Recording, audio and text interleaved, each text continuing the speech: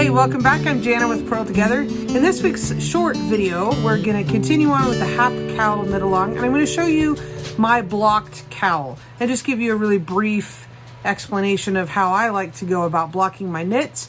I do have a more in-depth video regarding blocking, and I'll link that down below. Before we get started with that, though, I want to give a big public thank you to 4 new patrons we've had in the last week or so. Thanks so much for supporting the channel. Pledging a small monthly amount keeps these videos coming to you each and every week, and I totally appreciate that. That's how we keep the lights on, so to speak. So thanks so much for supporting the channel. A big thank you to Joan, Patricia, Julie, and Audra. Thanks so much. I couldn't do this without you. If you'd like to become a patron, head over to patreon.com/Purl Together, and you can see what I'm offering for benefits for various tiers of pledges. So go check that out after this video. Let's get started. Okay, we're done with the knitting. I'm really happy with how mine turned out. Now we just need to block it, which just is going to open up all this lace and make it look really clean and less scrunched up. So we're going to block it before we sew it up.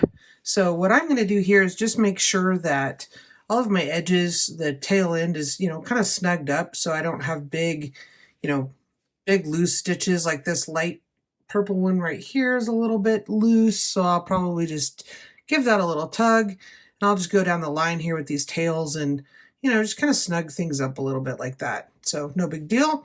And then we're going to give it a little soak in some lukewarm water with maybe some wool wash. I have a little sample of Euclid I'm going to try. So just a little bit of wool wash and let it soak, and then I'll show you how I like to block things.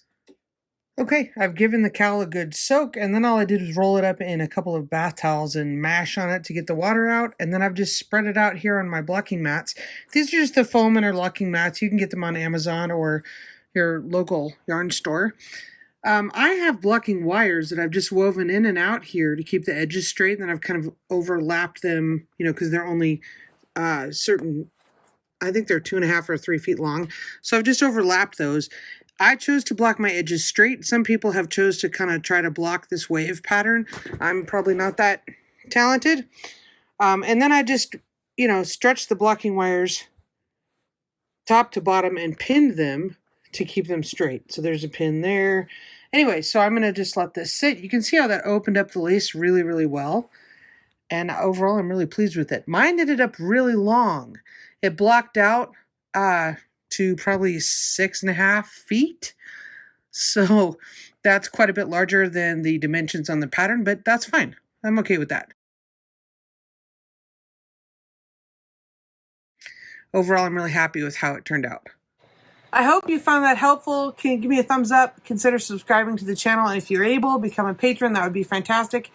If you have questions, post down below in the comment section or in either the Purl Together Ravelry or Facebook group, and post a picture. I'd love to see your work in progress. Keep in mind, we have the knit along running over in the Ravelry group. All those links are down below. Thanks for watching.